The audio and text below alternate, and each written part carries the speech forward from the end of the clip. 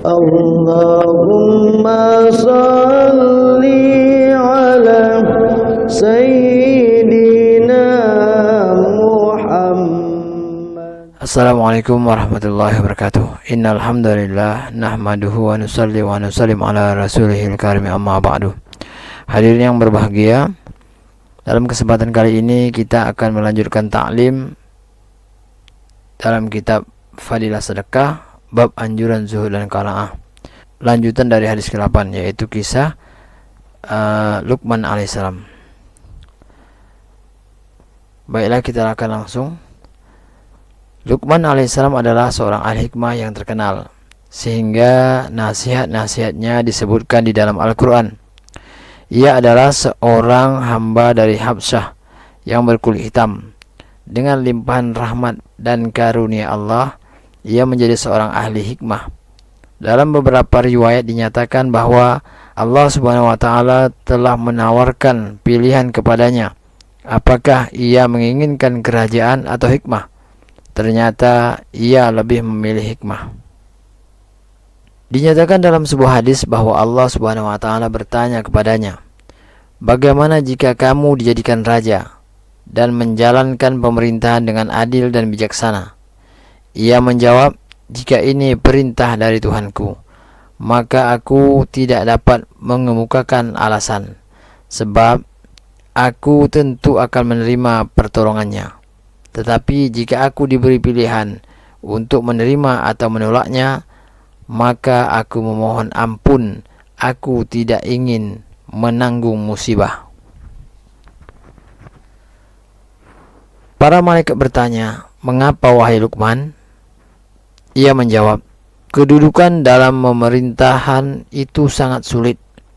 Hal-hal yang tidak disukai dan berbagai kezaliman mengelilinginya. Hanya dengan pertolongan Allah yang dapat menyelamatkannya. Jika ia menjalankan pemerintahannya dengan adil, maka ia akan berhasil. Jika tidak, ia akan tergelincir dari jalan menuju surga. Manusia yang hidup di dunia dalam keadaan hina dina lebih baik daripada hidup mulia tetapi kemudian rusak akhiratnya. Barang siapa yang lebih mengutamakan dunia daripada akhirat, maka dunia tidak akan dimilikinya dan akhirat pun akan terlepas darinya."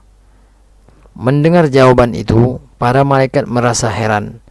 Kemudian ketika ia tidur, Allah Subhanahu wa Ta'ala mengaruniakan kepadanya ilmu hikmah dalam kitab Durrul Mansur. Ilmu hikmah yang ia miliki dan nasihat-nasihat kepada anaknya yang diterangkan dalam banyak hadis sungguh menakjubkan. Salah satu nasihatnya adalah sebagai berikut. "Wahai anakku, duduklah selalu di majelis para ulama dan dengarkanlah kata-kata ahli hikmah dengan penuh perhatian. Dengan cahaya hikmah itu, Allah Subhanahu wa Ta'ala akan menghidupkan hati yang mati sebagaimana Dia menghidupkan tanah yang mati atau kering dengan hujan lebat."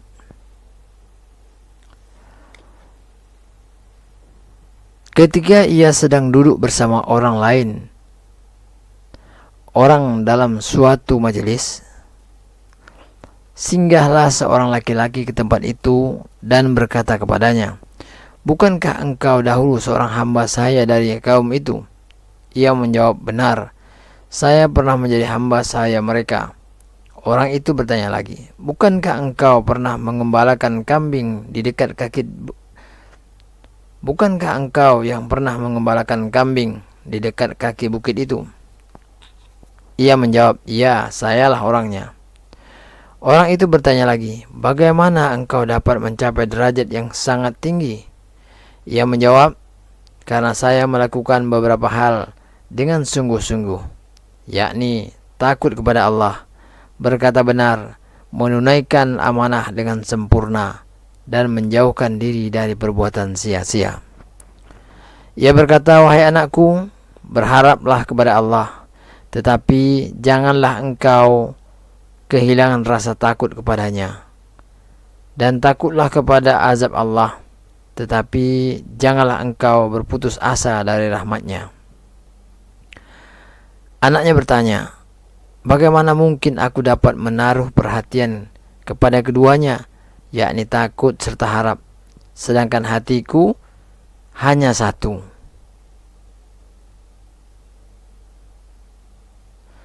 Ia menjawab, demikianlah sifat orang beriman, seolah-olah ia mempunyai dua hati. Salah satunya menyimpan harapan yang sempurna, dan yang satunya lagi menyimpan rasa takut yang sempurna kepada Tuhannya. Ia juga berkata, wahai anakku, banyak-banyaklah membaca Rabbighfirli, karena di sisi Allah ada saat-saat tertentu jika engkau meminta kepadanya, Dia pasti akan mengabulkan permintaanmu. Wahai anakku, tidak ada amal soleh tanpa keyakinan. Barang siapa yang keyakinannya lemah, maka amalnya menjadi cacat. Anakku, jika syaitan menimbulkan keraguan-raguan di dalam hatimu, maka hendaklah engkau mengalahkannya dengan keyakinan. Apabila syaitan menjadikan engkau malas mengerjakan amal soleh, maka atasilah dengan mengingat kubur dan hari kiamat. Apabila syaitan mendekatimu dengan mengalihkan perhatianmu kepada kesenangan dunia atau takut pada kesusahan dunia, maka beritahukanlah kepadanya bahwa dunia adalah sesuatu yang pasti akan berakhir dalam keadaan bagaimanapun. Ia berkata, wahai anakku, siapa yang berbohong, ia akan kehilangan cahaya di wajahnya. Barang siapa yang bertabiat buruk, ia akan dikuasai oleh kegelisahan. Memindahkan sebuah gunung ke tempat lain itu lebih mudah daripada memberi kepahaman kepada orang-orang bodoh. Ia berkata, anakku, hindarkanlah dirimu dari berkata bohong, karena kelezatannya seperti daging burung pipit, tetapi akan cepat mendatangkan permusuhan.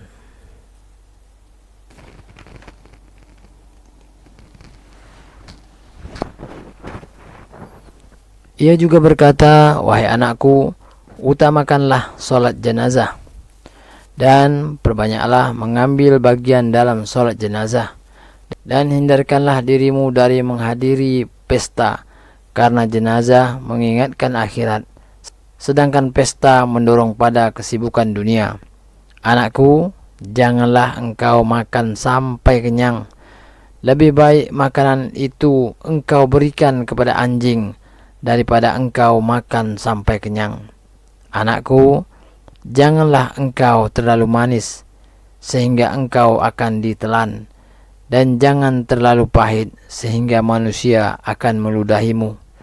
Anakku, janganlah engkau lebih lemah dari seekor ayam jantan. Ia bangun pada waktu sahur lalu berkokok, sedangkan engkau masih tidur. Anakku, jangan berlambat-lambat dalam bertaubat, karena kematian datangnya tidak dapat ditentukan. Sewaktu-waktu ia datang menemuimu. Anakku, janganlah berteman dengan orang-orang jahil, karena kata-kata jahilnya lambat laun akan engkau sukai. Dan janganlah bermusuhan dengan ahli hikmah, agar mutiara hikmahnya tidak terlepas darimu. Anakku, janganlah memberi makan kepada siapapun kecuali kepada orang-orang yang bertakwa, dan dalam segala urusanmu bermusyawarahlah dengan alim ulama. Ketika ia ditanya tentang orang yang paling buruk, ia menjawab, orang yang tidak pernah merasa malu dan resah, meskipun ada orang lain yang melihat ia melakukan keburukan. Ia berkata, wahai anakku, seringlah bergaul dengan orang yang soleh, sebab engkau akan memperoleh kesolehan dengan bergaul dengannya. Karena rahmat Allah turun kepada mereka, engkau juga akan memperoleh bagiannya. Jauhilah bergaul dengan orang jahat,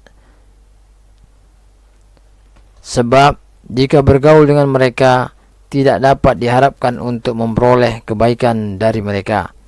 Tetapi ketika turun malapetaka ke atas mereka, engkau akan memperoleh bagiannya. Ia berkata, seorang ayah memukul untuk mendidik anaknya sangatlah bermanfaat, sebagaimana air bermanfaat bagi tanaman. Ia berkata, wahai anakku, setelah engkau lahir ke dunia, setiap hari engkau semakin mendekati akhirat. Anakku, jagalah dirimu dari menanggung utang, karena utang itu merupakan kehinaan pada waktu siang dan kegelisahan pada waktu malam. Anakku, takutlah kepada Allah, sehingga engkau tidak berani mendurhakainya, dan berharaplah kepada Allah, sehingga engkau tidak berputus asa dari rahmatnya. Anakku, apabila seseorang datang kepadamu dengan mengadu bahwa kedua matanya dicungkil seseorang, dan engkau melihat sendiri bahwa kedua matanya telah keluar, namun jangan sampai engkau memutuskan sebelum engkau mendengar pengaduan pihak yang lain, karena boleh jadi sebelum mencabut kedua biji matanya, ia yang mendahului dan ia telah mencabut 4 biji mata orang lain. Dalam kitab Durrul Mansur.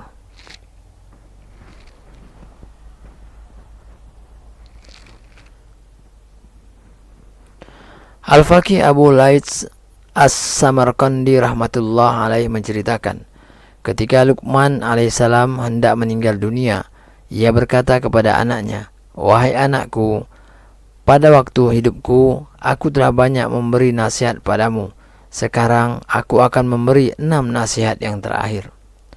1.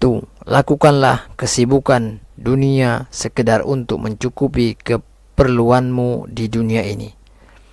2. Beribadahlah kepada Allah sekedar engkau berhajat kepadanya. Tentu saja manusia selalu berhajat kepadanya untuk memenuhi semua keperluannya. Yang ketiga, persiapkanlah kehidupan akhirat sesuai dengan kadar kehidupanmu yang engkau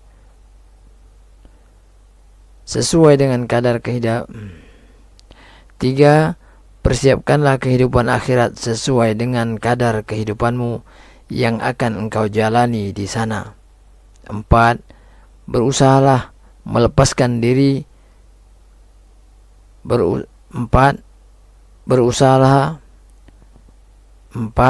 berusahalah melepaskan dirimu dari neraka sehingga engkau yakin telah terlepas dari neraka. 5.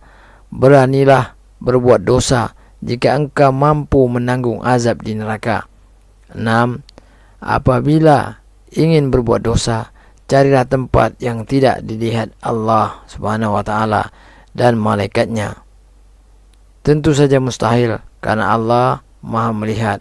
Dalam kitab Tanbihul Ghafilin.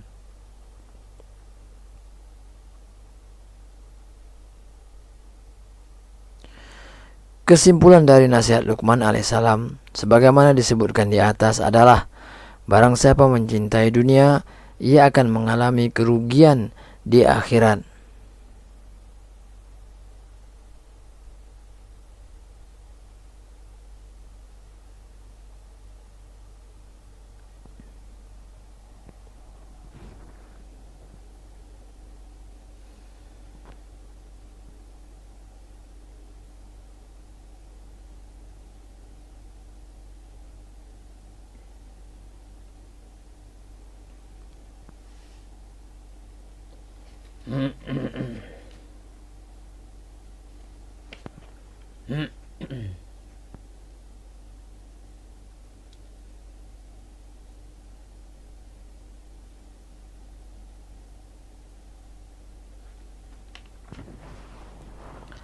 Alhamdulillah hadirin yang berbahagia, kita telah dengarkan nasihat-nasihat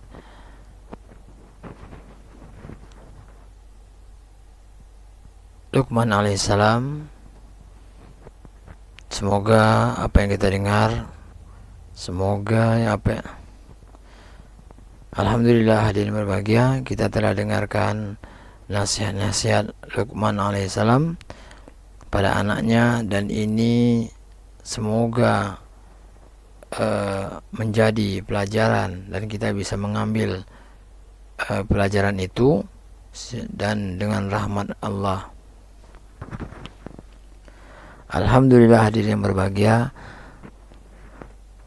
kita telah dengarkan pembacaan taklim tadi, bagaimana nasihat Luqman alaihissalam kepada anaknya. Semoga ini bisa kita ambil menjadikan pelajaran bagi kita semua, dan berharap banyak dengan rahman rahimnya Allah, agar Allah berikan kekuatan pada kita untuk mengamalkan dan menyampaikan kepada saudara yang lain. Untuk sempurnanya majelis kita, maka kita tutup majelis kita dengan doa kifarah majelis. Subhanakallahumma wa bihamdika asyhadu an la ilaha illa anta astaghfiruka wa atubu ilaik. Assalamualaikum warahmatullahi wabarakatuh.